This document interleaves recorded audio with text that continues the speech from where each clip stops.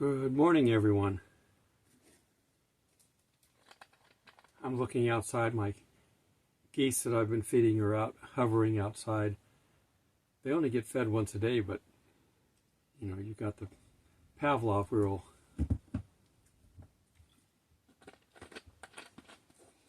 Kitty is back, but I don't know if he's going to be a problem or not, so we're just going to show him real quick, get him to lie down, and hopefully behave.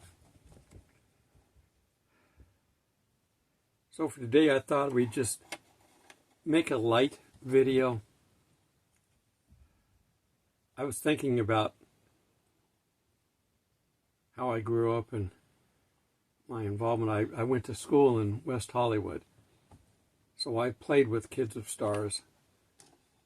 My dad being a Major League Baseball player, and a few years before I was born, he had a little bit of celebrity status himself, so we got to meet a lot of people that we wouldn't normally meet. In the old Hollywood, although we're finding out, you know, there's evil people all times. There isn't a generation that doesn't have somebody that's evil they're dealing with. So there were Hollywood moguls that were running the studios that were, some were good, some were bad. Just kind of the way human beings are. But for the most part, they tried to, when television came out, first off, I mean, early theater and performance actors, so I'm not going to get into this television thing. It's you're looking at it on a small screen. You know, why do that when you can see it live? So much better live. Well, to a degree it is. But you can't recreate everything on a stage. You rely on your imagination more. Go play, kitty. But Hollywood used to be, I'm not going to say perfect, but more wholesome. There was a code. You couldn't do certain things. You couldn't say certain things. We had to think about who was watching TV. If there were kids during that time, you couldn't show anything that might be adult themed, and you wouldn't be anywhere near soft porn or any of that kind of stuff like you can find on some of the social media sites now. And there are porn sites all over the place. It's probably one of the biggest money-making industries in the entertainment business. That's not good. And the studios, I mean, Disney's turned into a monopoly. They've bought up everybody. And they've sold out to the devil, so they're woke. They're not making money. Nobody's watching their stuff. The last Disney movie got a Rotten Tomato rating of 33. It's got to be really bad when they won't give you a decent rating. So they had a code. You had to follow it. People started, you know, pushing it, and we'd see how far we can get with it. Some of the stuff was, you know, the best form of government is a dictatorship. That's the best form of government. But to find a benevolent dictator is near impossible when you got human beings involved. We won't have that until we are standing before Jesus and he's our king, our leader. Then he will be a benevolent dictator, the kind that you want to have in charge. One that's full of love and grace and knows everything. Can't have that down here, so that's why we have democracy. Or that's why we have a democratic republic. It's not even true democracy. It's a hybrid.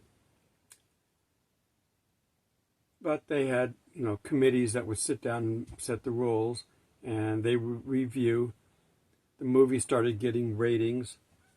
You know, early on, they didn't have X and R, because they didn't think anybody would go to those things. They were surprised later on when they could. We remember watching the old sitcoms. We're going to go down some memory lane here. Some of the old sitcoms. I remember when I Love Lucy was on. We'd watch that. And she used to irritate the dickens out of me. It's like, you're not being supportive of your husband. You're challenging him for your own personal gain. That's essentially what it was about.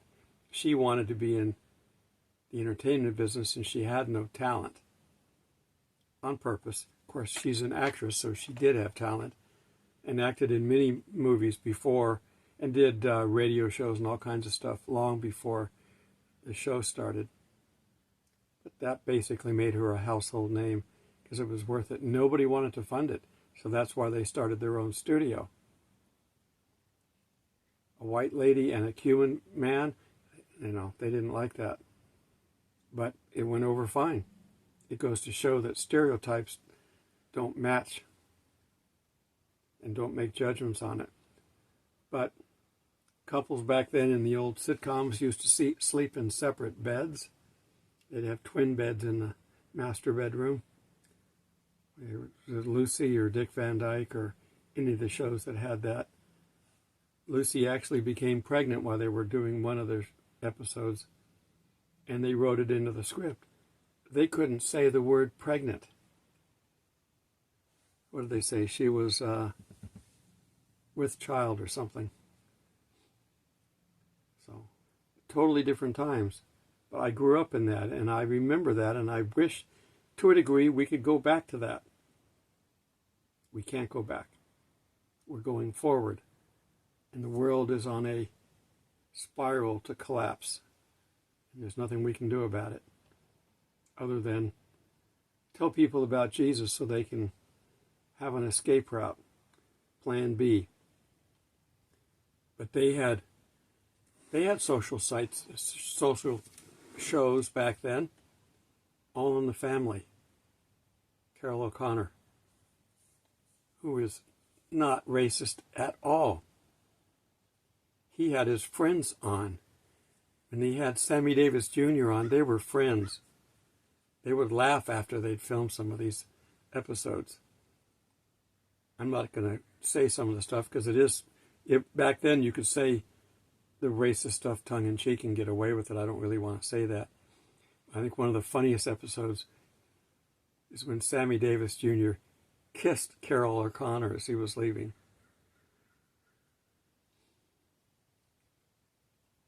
So they had shows like that. They had MASH, Mobile Army Surgical Hospital. It's about the Korean War. The Korean War lasted for 10 years. The show lasted for 11. Very popular. It was an anti-war show. Yet, I'm a Vietnam veteran, and I thought it was hilarious. Now, I saw the original movie in the theater when it came out, the movie MASH, and then they made the TV series out of it. They swapped out some of their cast, they swapped out some of the writers, and it kept it fresh. There were military consultants that were on staff that would help out to make sure they did things the way that they actually happened. A lot of the scenes you see actually happened. They didn't make this stuff up. What's his name? The maintenance guy tries to eat a Jeep, and I think Klinger tried to eat a Jeep too. Dressing up in dresses. He was supposed to go in for one episode. And they put him in the dress, and everybody loved it. And it was a dodge back then to get out of the military.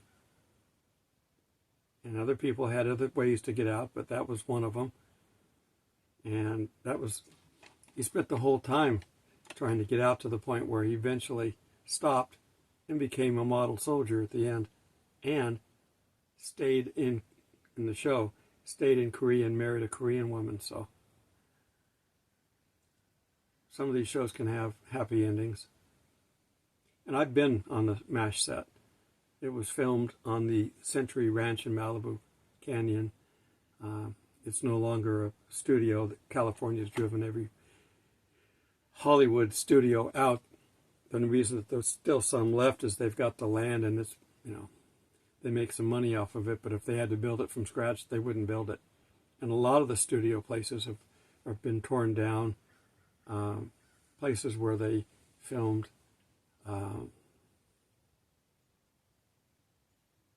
what was the show? Hogan's Heroes and some of these F Troop? Some of the other shows, those studios are gone. because they've driven it out. They came to Georgia, which was good for a little while until they became woke. So I got to work in them, and that was fun. They had a lot of police and detective shows. Those are kind of, they had a formula that if you're going to do one of these shows, you know, do it this way and it will get an audience. So we watch shows like Columbo and Dragnet, Adam 12. We get funny movies like Police Academy. Those kind of shows work. The Andy Griffith Show. People living in the city, you know, wondered what it would be like to live in a small community. I live in a small community now, so I may live here in the park, but the nearest town is 5 miles away, and it's small. It only has one Dollar General, and it only has one fast food place, and it's a Hardee's. There's no other fast food, which is fine. And we have the Pig. Piggly Wiggly is a supermarket chain, and we have one there. There were medical shows, lots of them. I like to watch Emergency. It was about the first attempt to put EMTs in with the fire department. And they would go out and be first responders. Now it's commonplace now. All fire departments have them. And that was filmed around where my wife lived and some of the area where I worked in. We recognized a lot of these shows were filmed right around Los Angeles and up in the foothills and that. And we knew every place that they were going when they were filming these because we've been around enough that we knew them all. Marcus Welby, MD, an old family doctor type thing. Dr. Kildare, the younger one for the ladies. At this time, Westerns were starting to fade. There were Western TV shows. Many of them, whether it was Gunsmoke or any of the other shows that were out, and some long before that, they were beginning to fade in popularity. They were still around. Actors like John Wayne, who did all kinds of shows. He didn't do just Westerns. I love him in like Hellfighters, or his Irish one. Slipping my mind at the moment, but I'll think of it. He played a detective in a couple of them. Brannigan. He tried a number of different. He played in a number of war movies. They did a lot of war propaganda movies, trying to keep everybody backing their attempt to win the Vietnam War. That became a political tool over there, and we won't get into that. When John Wayne did his last movie, The Shootist, he had a lot of his friends in it. We talked about MASH. Harry Morgan became a commander in the MASH series in the second part of it. He was also a doctor in The Shootist. And Jimmy Stewart was in that. In the scene where they're together talking and he's telling him about his ailment, it took him a long time to film that because Jimmy Stewart was deaf. He could hear a little bit, but he couldn't follow the dialogue very well. They had to basically cue him with cue cards, but they got it done.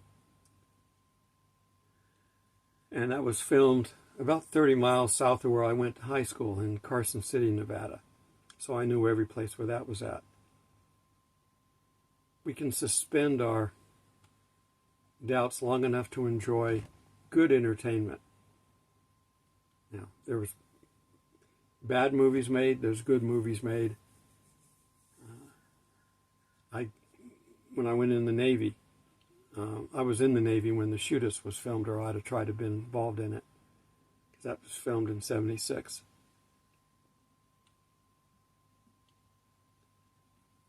They made a lot of early biblical movies. Cecil B. DeMille, the big director of epic movies, he filmed the Ten Commandments. That's where Charlton Heston got to play Moses. That's the most recognizable Moses of all. And I've met him. He was head of the NRA for a while and got involved in politics. So, nice guy. Most of the good actors were nice people. There's bad actors in there, but they don't work as much as the good actors. Let's see, what else do we have for the Bible in the beginning in 1966, greatest story ever told in 65, Gospel according to St. Matthew in 64, and Jesus of Nazareth back in 77. They didn't get an exact, model. If you want to see a good model of what it would have been like for Jesus, would have been to watch the new show, The Chosen. Just watch it with an open mind and know that they have to do some theatrical things to make it work. The Bible explains that so-and-so did this, but it didn't say what everybody else was doing around him. It didn't say, it may have said who's there, maybe it did, maybe it didn't. It didn't draw the picture. We don't have imagery of what everybody looked like, so these are modern-day interpretations. The good old days are behind us from the point of view of acting. Now, actors can be replaced. They're having it written into their contracts that you can't, if you sign a contract with me as an actor, you can't then take my image and use it forever. You can use it in your movie. But they can recreate the imagery of everybody. And they've done that in a number of cases. If it's, we know that, what was the movie? They went inside the computer, Tron, and then the second version of Tron. The first one was trying to show you in imagination what a computer was like. And to a degree, that's kind of a computer parable. And then Tron Revolution, something, I forget now what the full name was. But Bridges, he had his actor role, and then they did a computer-generated actor role for inside the computer, because he had a clone that he created. They can basically put anybody on screen. And nowadays, if you're watching ads, there are ads that come up now where the voice you're hearing is not the person that you're seeing. Because I know an actor friend that did a couple of commercials, and I see him up there, and that's not his voice. That's computer generated. Reading a script. They can take text and have it translated directly into voice. And I'm seeing AI generated faces and people selling products. AI can be useful, it can be dangerous. What are you doing, kitty?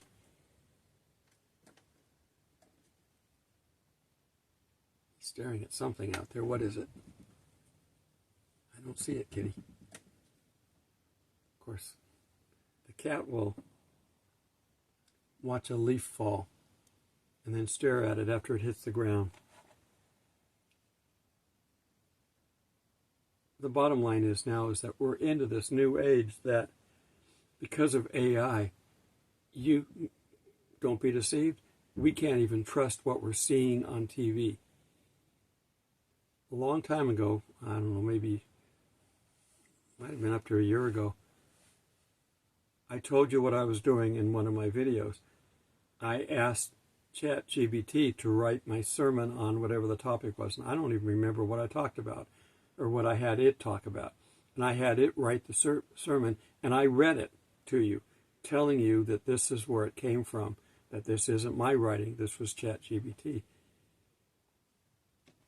Anyone could have done that and used it and not told you, and you would have liked it.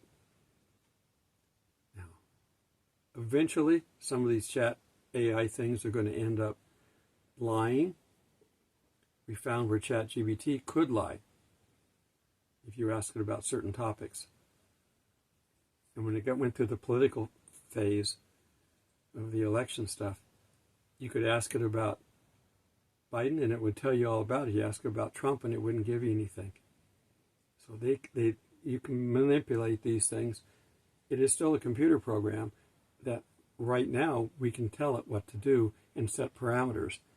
If it ever becomes Terminator, where it takes over, then you won't be able to tell it what to do. Then you're going to have to use logic on it. Star Trek did that in a couple of episodes, where they had to reason with the computer. If you remember War Games with, what's his name? Roderick? Trying to remember their names. Chris. I'm terrible with names. And they're right there on the tip of my tongue. I just can't remember them. But in any case, their computer was starting to launch the missiles, and they played tic-tac-toe and told it to play it until it won. Well, you know there's no winner in tic-tac-toe. So, not if you're smart. 5-year-olds might be able to beat somebody, but the average intelligent human being is not going to lose at tic-tac-toe. And the computer was told to play it, and it eventually, in the movie, overloaded the computer. It would have taken something a little bit more sophisticated than that, but the gist of it was, you can just simply give it a command. In Star Trek episode, there was one of them with Harry Mudd. I don't remember if you remember that character.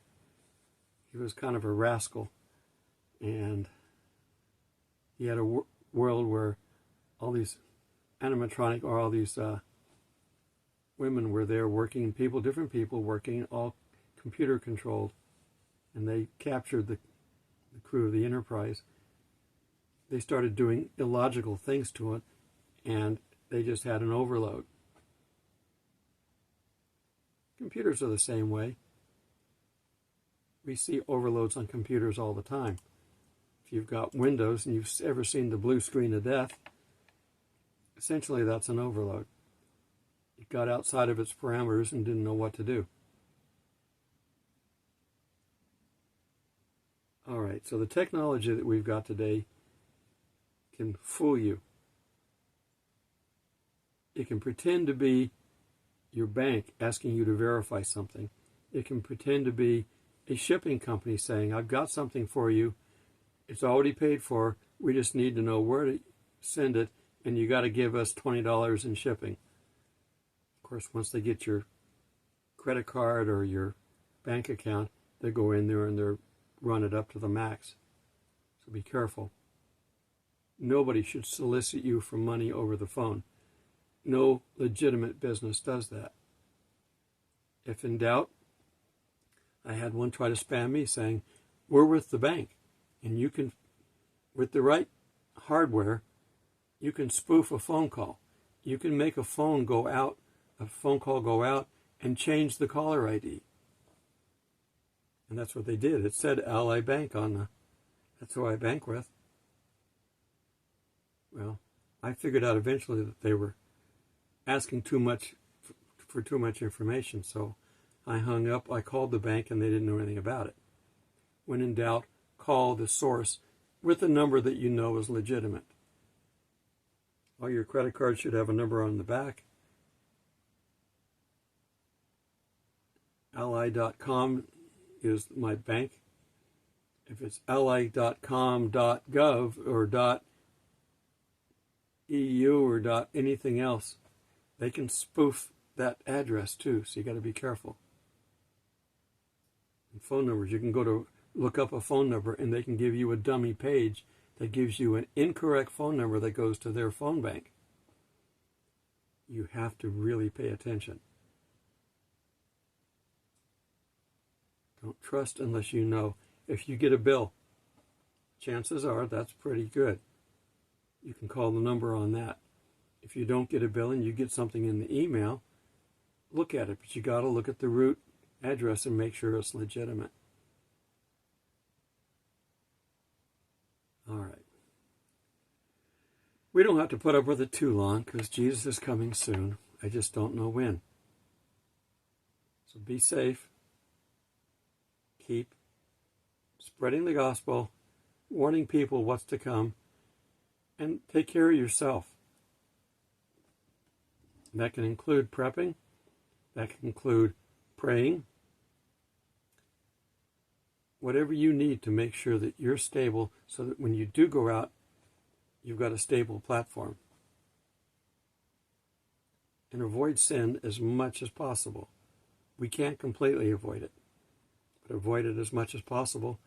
And anytime you realize it, give it to Jesus. That's what he died for, to protect us, to save us from ourselves. If you're perfect and have nothing wrong, and you don't need to worry about it then. I'd question the authority that gave you that conclusion. All right. Until we meet in the clouds, God bless.